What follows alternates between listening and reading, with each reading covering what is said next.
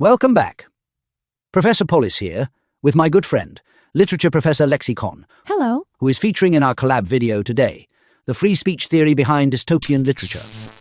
Freedom of speech can be defined as the fundamental right to articulate opinions and ideas without fear of government retaliation, censorship, or legal sanction.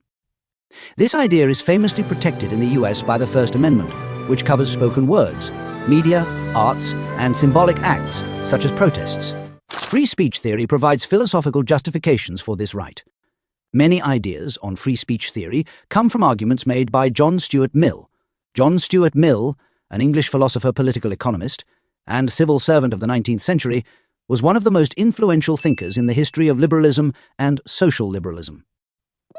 Mill argued that freedom of thought and discussion is essential for discovering truth and improving society. But modern discussions suggest that some kinds of speech should perhaps be limited, even in societies that value free expression. Speech type 1. Stupidity. Speech that is irrational, ignorant, misleading, or harmful. In George Orwell's 1984, the government of Oceania claims it must control public opinion to protect society from dangerous or incorrect thinking. Having politically incorrect ideas is illegal and labeled thought crime. Authorities believe they must suppress wrong ideas, but this assumes the government is infallible. Fallibilism is the idea that humans are capable of being wrong. Mill argues that if we silence opinions, we assume we are infallible. But humans are not infallible. Therefore, the suppressed opinion might be true, or it might contain part of the truth. Many historically correct ideas were initially unpopular. So allowing dissent helps society correct mistakes. If authorities suppress ideas because they consider them wrong, the truth could be lost. Even bad ideas should generally be allowed, because debate helps expose their flaws. Valueless speech. Speech that has little or no social value. This contributes nothing to democratic debate and could degrade public morality or exploit people. However, value is subjective, and a government deciding value can become censorship. In Brave New World by Aldous Huxley, society is controlled by drowning them in constant consumption and entertainment. The drug soma helps to avoid discomfort.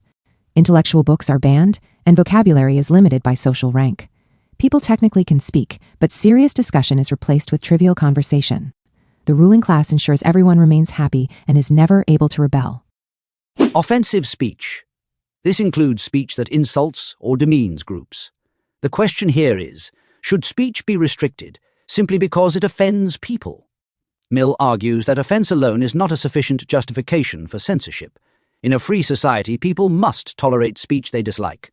But modern critics say, offensive speech can reinforce social inequality and marginalization. In The Handmaid's Tale by Margaret Atwood, the totalitarian Republic of Gilead replaces individual expression with a rigid, theocratic vocabulary designed to entrench a hierarchical power structure. Unwoman strips female individuals of their humanity, and functional titles such as handmaids reduces them to their utilitarian or biological functions. Offensive falsehoods, false statements that are deeply harmful. These can distort historical truth, harm victims and survivors, and encourage extremist ideology. In The Hunger Games by Suzanne Collins, President Snow's entire political philosophy was built on framing the districts as inherently rebellious and savage to justify the Hunger Games as a necessary tool for peace. The Capitol taught that the districts were solely to blame for the dark days, and the Treaty of Treason codified the Hunger Games as a formal reminder. Each district annually sacrificed 2 tributes as part of its debt for the war. Snow justified oppressing subsequent generations for the actions of their ancestors through false historical blame. Hate speech.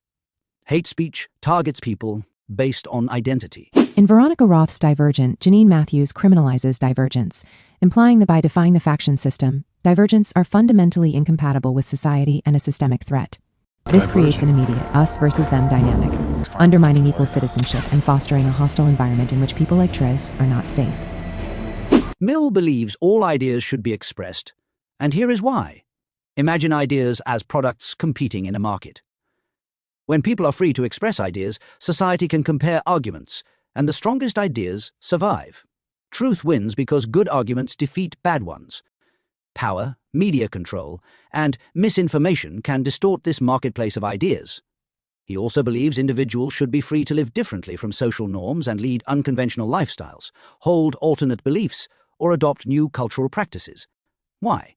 Because diversity in behavior allows society to experiment with better ways of living, creativity can lead to social progress. Without this freedom, society becomes conformist and stagnant. What do you think? Actually, should your opinion even be expressed?